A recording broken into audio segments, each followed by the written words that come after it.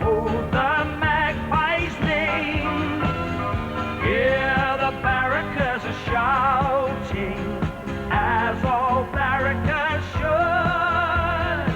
There is just one team we favor, and that's good old Collingwood. There's no team we'd rather see winning, and there's no team that likes winning more. When it's all said and done and the premiership's won, it's Collingwood forevermore. And good old Collingwood forever. We know how to play the game. Side by side we stick together to uphold the Magpie's name. Hear the barrackers are shouting, as all barrackers should. There is just one team we favor, and that's good old Collingwood. There is just one team we favor, and that's good old Collingwood. Good old Collingwood. Most clubs are happy to boast one champion full forward in their history. Collingwood has had stacks. Would you believe that a Magpie topped the goal-kicking ladder 22 times during the first 43 years of the league? Dickie Lee was probably the greatest of them all. He was football's most celebrated high flyer in his day. That is from 1906 to 1922. Just look at all the medals and trophies he won. In fact, the cheer up there, Kazali, only came about when Lee was near retirement. After Lee came the fabulous Gordon Coventry. Old Nuts, as he was affectionately called, was the Don Bradman of football. And how about this? He played in a record 31 final matches and kicked a remarkable 1,299 goals between 1920 and 1937. No player will ever top that total, I'd reckon. One day in 1929, Gordon Coventry kicked 16 goals. The next season he went one better, kicking 17 goals in a game. A famous Collingwood supporter and patron, John Wren, rewarded Nuts with 50 quid each time, and that was a lot of money in those days. Well, there's no doubt about it, John Wren loved goal kickers. I can recall playing out at North Melbourne, that's on their home ground at Arden Street, and I'd kicked 7 goals this day. As a matter of fact, I had a bad day. Went into the dressing room and John Wren was standing there with Jock McHale, who was our coach, and I walked past him to go to the shower. I didn't do anything about it. So I finished up having 16 showers, and on the 16th shower I was walking past John Wren, and he finally shook hands with me. I felt something crispy going to my hand, and when I got back to my locker, which is actually a nail in the wall at North Melbourne, I found I was well rewarded. In modern times, Peter McKenna has been Collingwood's outstanding full forward. There's no doubt about that. I'll tell you what Collingwood means to me. 11 years of tremendous excitement, great loyalty of the supporters, tremendous players I've played with. Who could forget the Richardson brothers, Barry Price in the centre, great ruckman Len Thompson, and of course the great courage of Des Tuddenham and Ted Potter playing at centre half back. Also the coaches I played under, Neil Mann, and of course the great Bobby Rose himself. Of course, people talk about tradition. Modern people say forget about tradition. I say baloney to that. I think tradition is most important, particularly in this great club, the greatest club of all. There's a bit of an argument about it, about where our club was actually formed. But one thing's certain, after the Collingwood Football Club deposed the Britannias in 1892, its first committee meetings were held here, at the Grace Darling Hotel, because we didn't have a grandstand yet at Victoria Park. Our first year in the VFA didn't exactly set the football world on fire. In fact, we ended the season at the bottom of the ladder, which didn't happen again until 1976. But at least we were off and running. The team gradually improved once the club started paying the players, and by our 5th season, Collingwood won a premiership. A year later, we helped form the VFL, and believe you me, they couldn't have done it without us. Really, the league has always needed Collingwood, because every football follower either loves them or they hate them. So blow out and win, Collingwood. There's no team we'd rather see winning, And there's no team that likes winning more. Well, I'll tell you something about the stab kick. I don't know whether you know it or not, but Collingwood invented it. It revolutionised football right back in 1902, changed the whole pattern of the game. It enabled the Magpies to win back-to-back flags in 1902 and 3. And the man who thought of it, one of our finest players ever, was Dick Condon. Condon had been disqualified for life by the league in 1900, but fortunately for Collingwood, he got a reprieve after 18 months.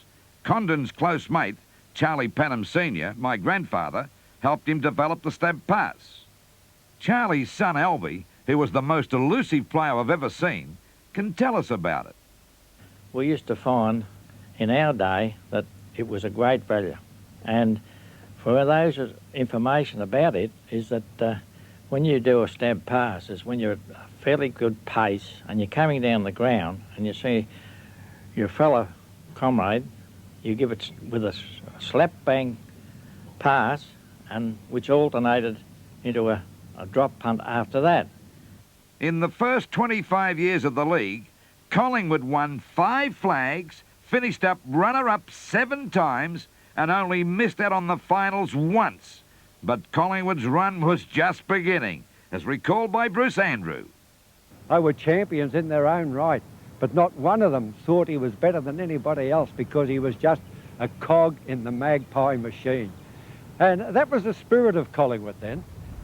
They were a united group. In fact, as I recall, and I look around this ground and I see the Sharon stand, and remember that our old grandstand was about 1/5 the size of the current Sharon stand, and in our dressing room, we call it the dressing room or training room, we had one bath, we had one shower, and you know, come off the ground covered with mud, and there'd be 3 of us could fit into this bath.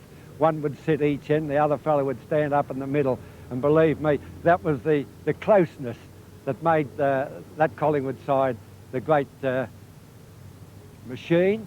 I'm referring to that because we did believe in it. The spirit was fantastic. Everybody worked together, and they were mates. The Collingwood spirit was personified by Harry Collier.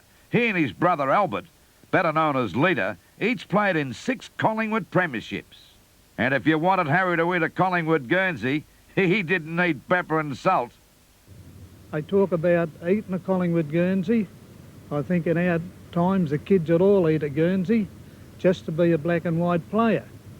Well, to beat Collingwood, I was born on that side of the ground, went to school this part, and there's the ground in the middle. Who wouldn't want to play with Collingwood? Who wouldn't want to be black and white? Well, that's the way we were. Most of the kids at the school here, when we left the school ground, we'd be over at the training. And that was one of the parts of the things I think that helped to make my brother and myself Collingwood footballers. Another reason for Collingwood's success was leadership. Sid Coventry was one of the club's greatest leaders. He holds the unique distinction of captaining Collingwood to 4 flags in a row. To uphold the Magpie's name. Hear the barrackers are shouting, as all barrackers should. There is just one team we favor, and that's good old. Our oldest player from that era, Jiggy Harris, recalls the importance of Coventry. But I give Coventry the top marks for the way he led the side and also the love of club that he instilled into the players. After Coventry captained Collingwood for 8 years, Harry Collier took over for the next 5. The Magpies made the grand final all 5 times and won 2 flags. In 1935 and 6 were 2 of our great years. As in these 2 games, we knocked South off in each of them. They were the favourites really in the games, but the 35 one, that was the year that Bob Pratt alighted off a tram and run into a car, and I thought myself that made the difference in Collingwood beating South in that 35 grand final. Bob Pratt wasn't able to play, which that was all right for Collingwood, but bad luck for South.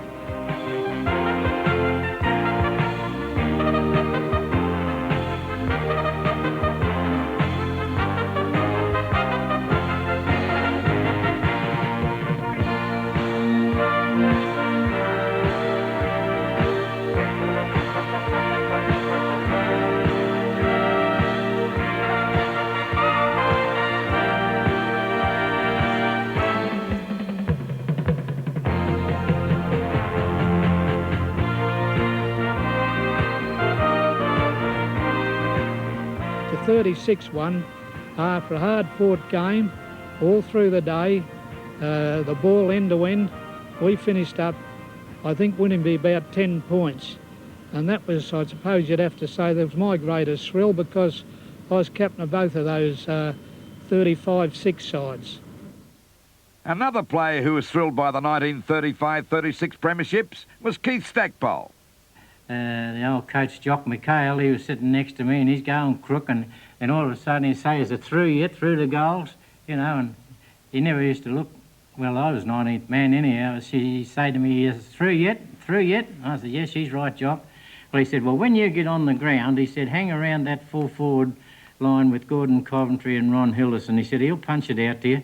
So anyhow, I went on the ground, and I didn't see a thing then until I ran into Gordon Coventry, and he tapped me on the shoulder. He said, "You're right, Stack." He said, "Stay here." And anyhow, I stayed there, and not long after, Hillis hit the ball out right into my hands, and I kicked the goal and put us about 11 points in front. I said, "Well, the great experiences I've had at Collingwood." There's no doubt Collingwood had the king of coaches in Jock McHale. The club meant everything to old Jock. He would run through a brick wall for Collingwood. And of course, he expected the men he coached to do the same. Jock played for the Magpies for 17 years and coached them for 38.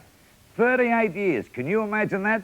No wonder he was involved in 11 of the club's 13 premierships, either as a player, coach or selector. His son, young Jock, who's a lot older than I am, of course, played for Collingwood during the war and later served on the committee in the true McHale tradition.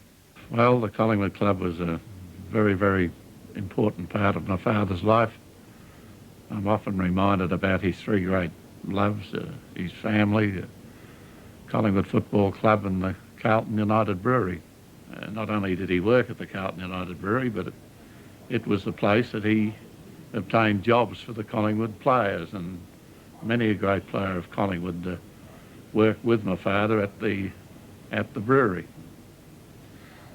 The Collingwood Club, I suppose, he spent, I don't know, a great number of years, something like 50-odd years or more, and playing for about approximately 15 or 17 years and coaching for quite a number of years. You could imagine what Collingwood meant to him.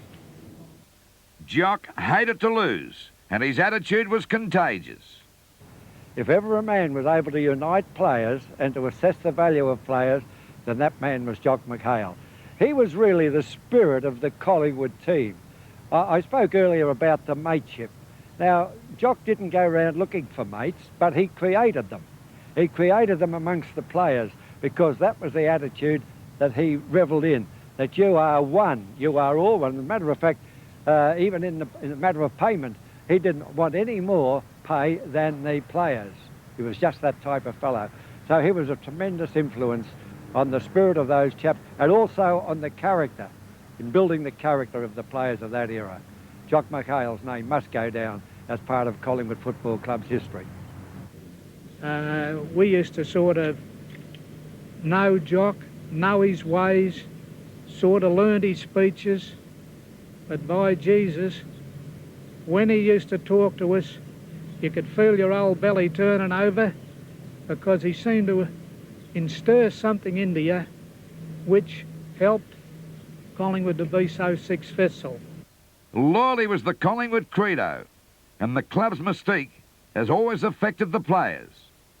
Like myself, after you pull that Collingwood jumper on, they all come back to Collingwood. There's great champions that played with other teams, and they all come back and join the Past Players Association, which I've been the president for the last 20 years.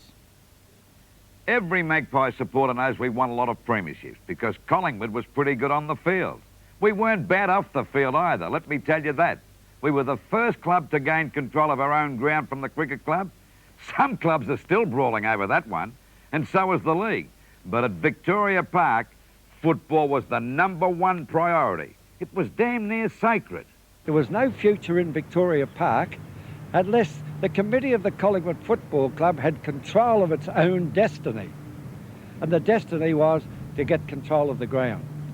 And that was a very traumatic period, because we were interested in our cricket club, we were interested in our baseball club, but we had to have control of the ground. You know, when we as players, came out to play on this ground, we were given a ticket to gain admittance to the ground to play for Collingwood, and it was issued by the secretary of the Collingwood Cricket Club. Now, you know, the whole thing was wrong.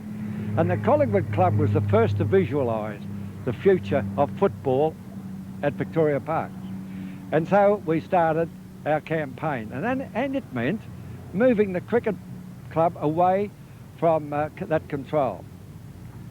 Now that meant a lot of battles with the Collingwood Council. You know, we regret a lot of the things that were said at that period, but on the other hand, we had a cause. And our cause was the Collingwood Football Club. Our cause was the future of football at Victoria Park. Our cause was to see that football had justice, and to have justice it had to have control. So the issue was fought, and it was fought on occasions rather bitterly, which many of us regretted, but it had to be done. I know we take it for granted now, but Collingwood was the first league club to obtain a liquor licence. It was quite a battle too, and we needed help from Jack Galvally, Sugar Roberts, and our great patron John Wren. We got our liquor permit by making sure the German club's licence was withdrawn when World War II broke out. Then we cleverly stepped in and took it over. It was like a licence to print money. The social club boomed, and in 1959 we built the most modern club rooms in league football.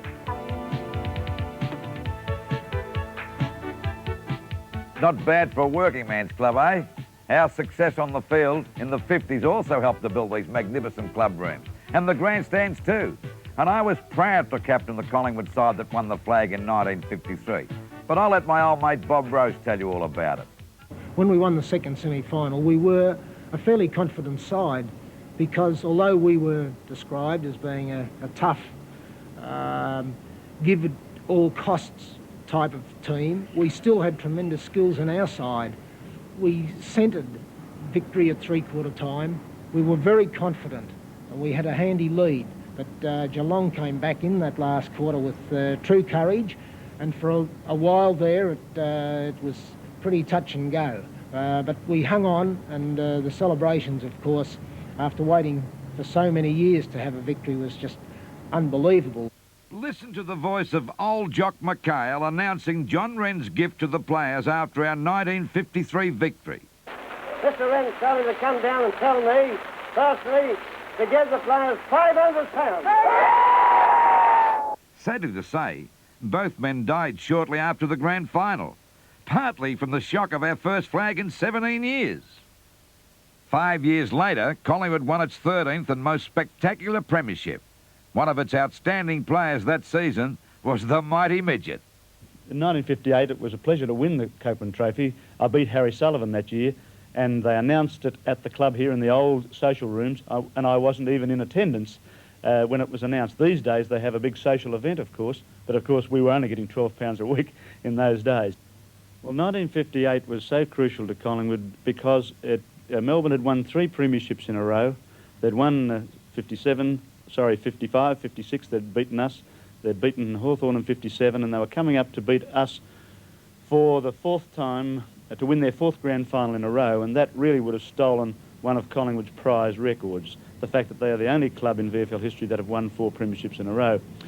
And, of course, the whole build-up of that particular week from the supporters was one of, you can't let those toffs beat we Collingwood boys, the industrial boys, and that was a real feeling that came from the supporters.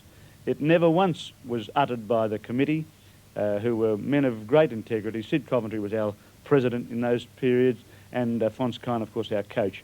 They would have never tolerated that sort of talk, but from the players' point of view, we went out full of pride and full of encouragement from all our supporters to knock off the toffs down at Melbourne. The players responded to the challenge of tradition in the 1958 grand final. At quarter time, the Maggies were down by 17 points, and they looked to be in plenty of trouble. But that's when they started to use a little muscle. When Melbourne retaliated by playing the man instead of the ball, Collingwood achieved one of the greatest upsets in league history, and we held on to our record of 4 flags in a row.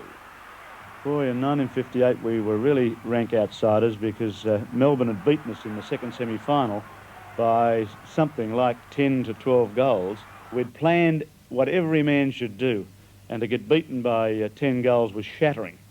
So we relied entirely on Fonskine's address prior to the game, and a great address it was too. Some of the words are still ringing in my ear, and he just lifted us man to man, and Melbourne was so much bigger in every position.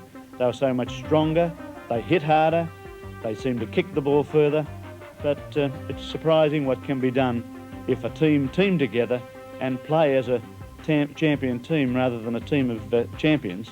It's surprising what results you can have, and that feeling of victory over Melbourne to me is something that'll live forever.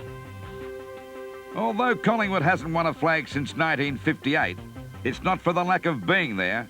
Our loss in 1964 seems typical of Collingwood's misfortune.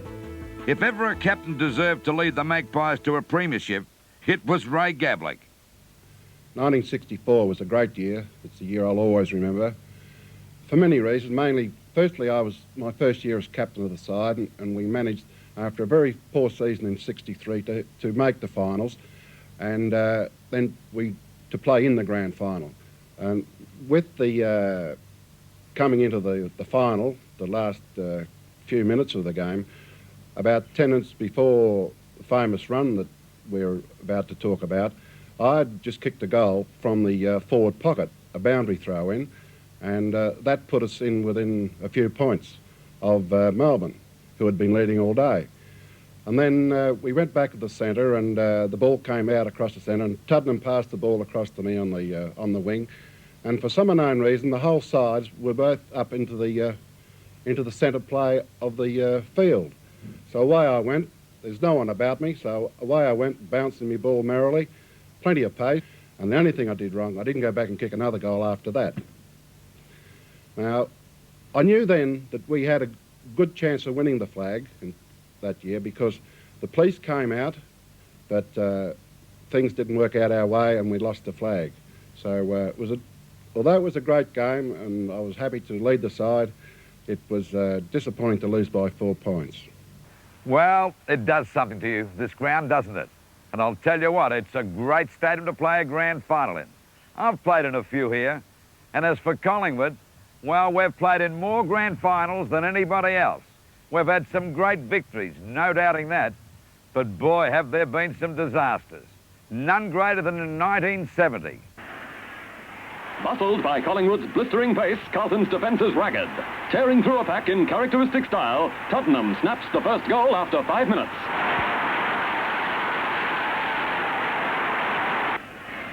Cleverly positioning himself, McKenna beats Hall.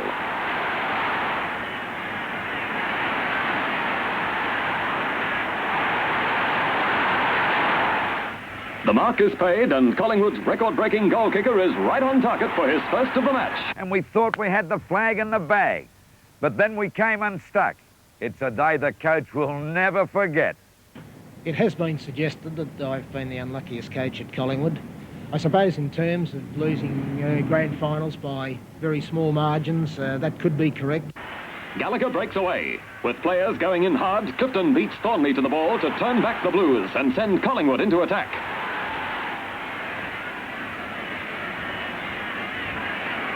Grabbing the ball at top speed, Dunn swings away to kick a left footer on the run.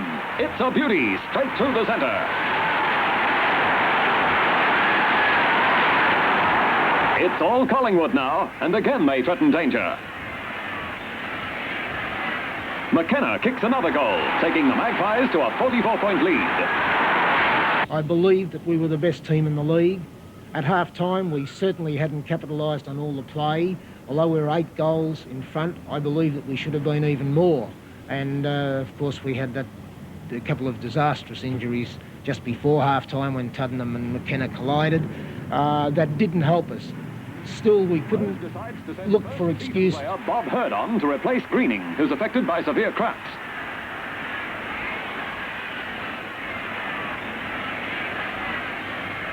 Needing a goal to regain the lead, Collingwood pulls out all stops in the time-on period. But Silvani turns them back.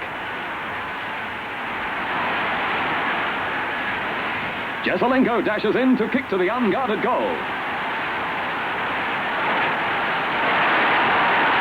When you're 7 or 8 goals in front in the grand final at half-time, that should be enough to win. We blew it, and that is the saddest game of my life. Today completes an unenviable hat-trick of grand final losses for Bob Rose over a 7-year period. One of Collingwood's most durable players from that tragic era of the 1960s and 70s was Wayne Richardson. He and his brother Max both captained Collingwood. I consider myself one of the fortunate ones to have played in 4 grand finals, and unfortunately, I suppose, on the other hand, we didn't win one, but I can say that I played in one that we didn't lose when we drew that one in 77. The first grand final in 77 was a fantastic game and one of the best games that I've ever played in. Casson gets it on his head. Kink steals it. Gets it out to Shaw. Shaw has Max Richardson clear in the centre, but goes for goal, and he's put it through for another one for the Magpies, and away they go. Out of trouble, quickly into the arms of Magro. Magro drives him forward, finds Kink, who's a loose man. There's no one in 15, 20 metres. He knows it.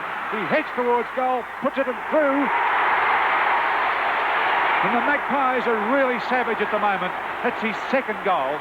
But we were 27 points up at three-quarter time, and probably I thought had the biggest opportunity for Collingwood to win a premiership since 1958. They desperately need a goal. They're just withering away at the moment.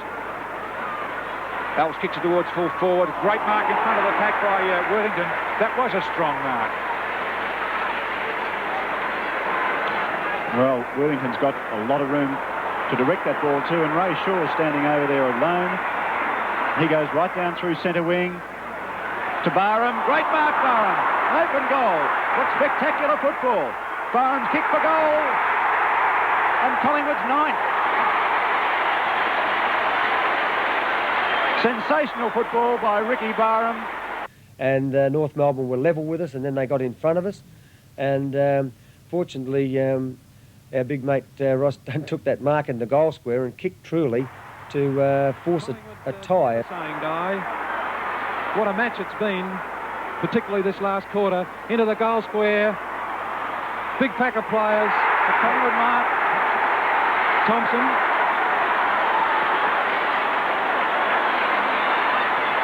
No, Dunn. There's hope written all over their face. Fingers, legs, eyes, arms, everything crossed in the Collingwood box as Dunn comes in. Drives it through for a goal. And it's a tie. Ross Dunn's first major. And we got a tied-up ball game. The following Saturday, we came out. We were sort of a little bit flat. I think we'd trained very hard that particular week. Blight there too. Punched by Keenan. Max Richardson tries to get it. Bridus again, trying to pick it up. He does.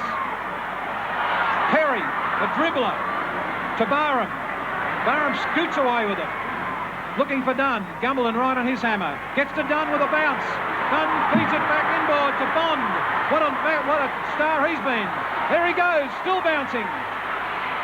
Hooks it in towards Peter Moore. And Moore marks!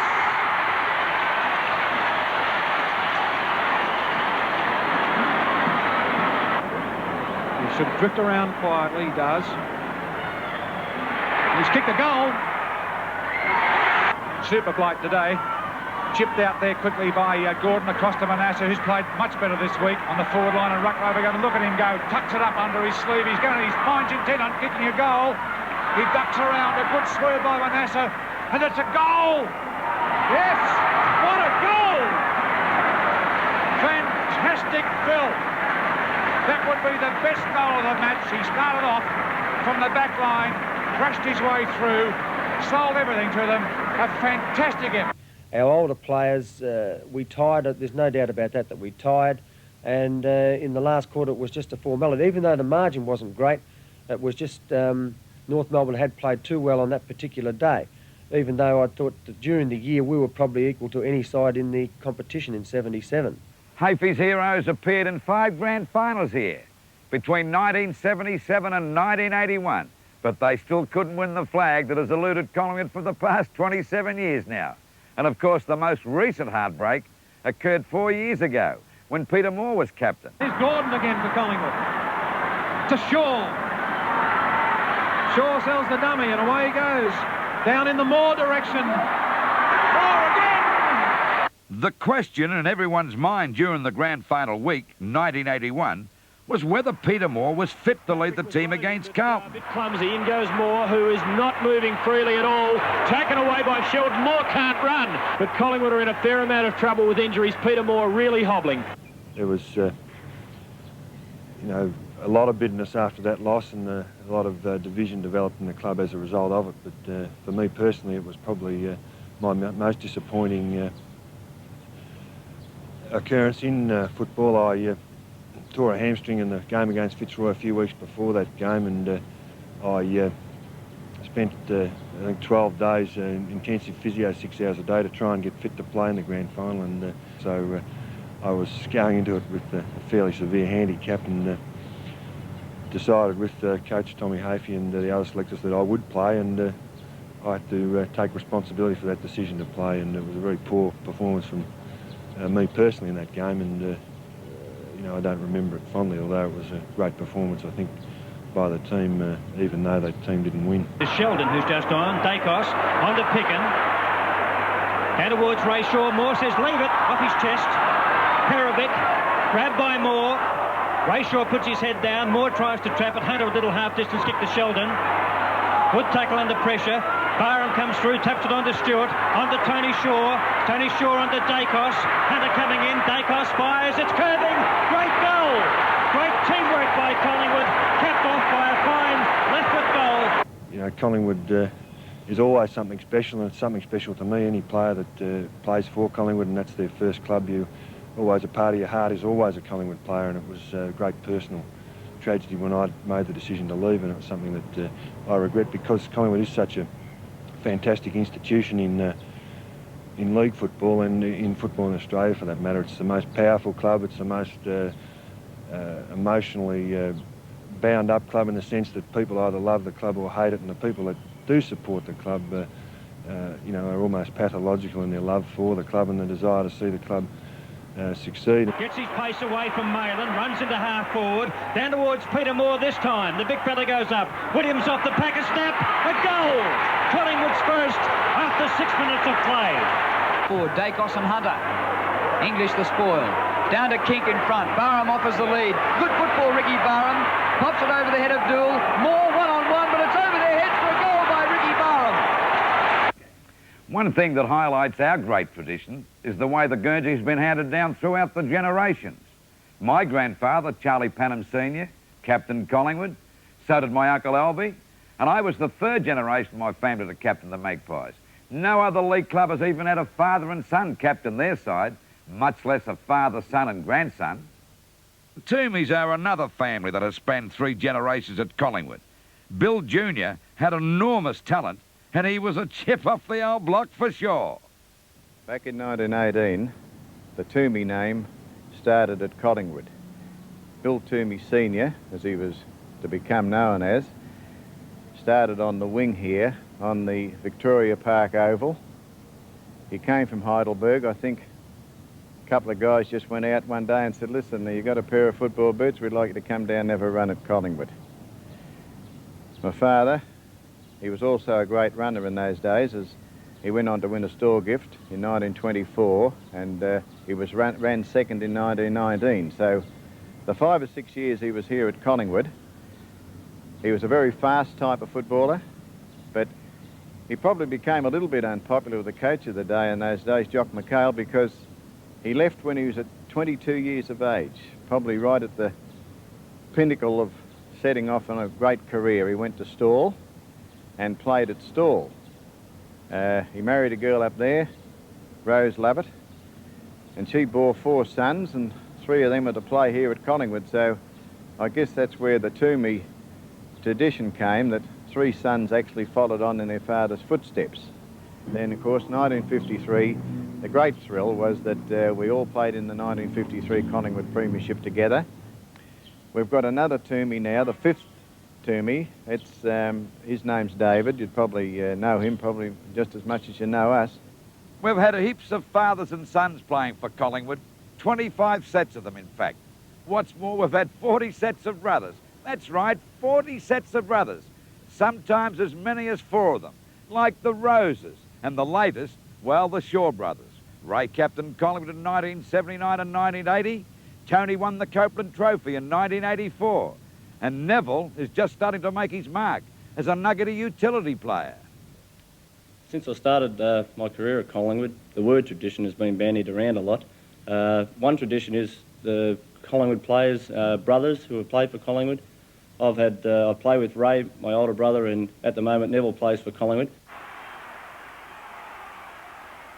I think tradition nowadays with the selling and buying of so many players from different clubs has taken a bit of beating over the years, but since I came to Collingwood, there's one thing that's always stood out in my mind, and that was just the jumper.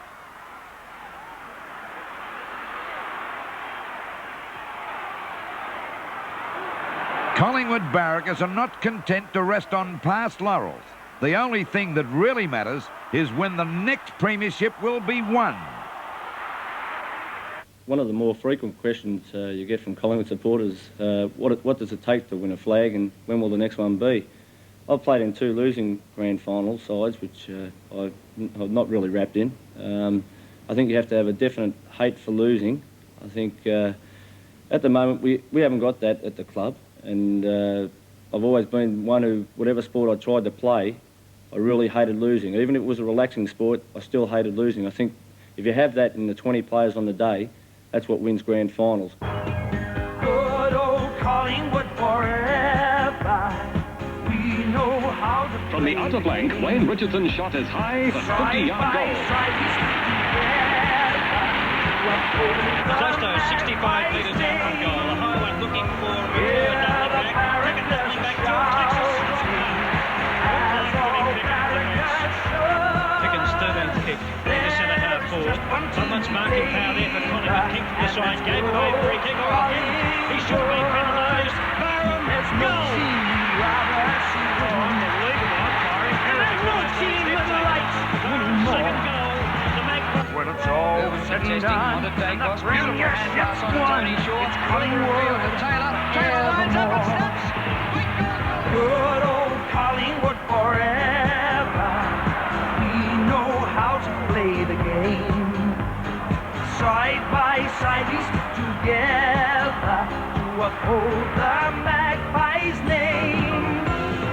Hear the barrackers are shouting, as all barrackers should. There is just one team we favour, and that's good old Collingwood. Good old Collingwood forever. We know how to play the game. Side by side we stick together to uphold the Magpie's name. Hear the barrackers are shouting, as all barrackers should. There is just one team we favour, and that's good old Collingwood. There is just one team we favour, and that's good old Collingwood. Dedication has always been a key ingredient in Collingwood's success story, and is needed again. No height there for Carlton, and McCormack takes the mark for Collingwood. Out it goes wide to McEwen. McEwen punches and follows on brilliantly. Well played, young man. Picks it up nicely on the half-back flank. He goes again, and that was brilliant football. Ralph leads with McCormack, long way from goal. McCormack, well played. Brilliant football, Peter McCormack. A full forward turn, full back. Oh, Meldrum's hand pass to Phillips. Now it's open for Collingwood. Wide in the open is Brown. Short pass is good. Nest of Collingwood players. Chance for Neville Shaw. Pops it out for Richardson. Open goal for Richardson. The Magpies back in front. Banks fights well, turns and twists and left puts it to Gary Shaw. Gary Shaw will give it across, and it's a great pass. Chance for Fellows. Goes to the front. Dacos. Beauty.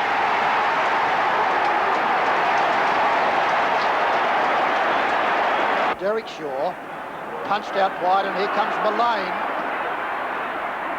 He beats McConville. Steadies and sends him into attack again as the dangerous Dacos. In front, here comes Richardson. Left foot snap for goal. Beats Reed. Left foot snap this time. They're the two danger. And he's coming in for his 12th kick from the angle. Beautiful. Oh, what a magnificent kick. And Michael Richardson is really loving it. Cross to right, look out, you're in trouble. Oh, brilliant interception. Mullane will kick a goal. That was beautiful. And he does it. Away from Edwards, which doesn't necessarily indicate bangs! As the great Fons Kane once said, today I want you to bleed for Collingwood.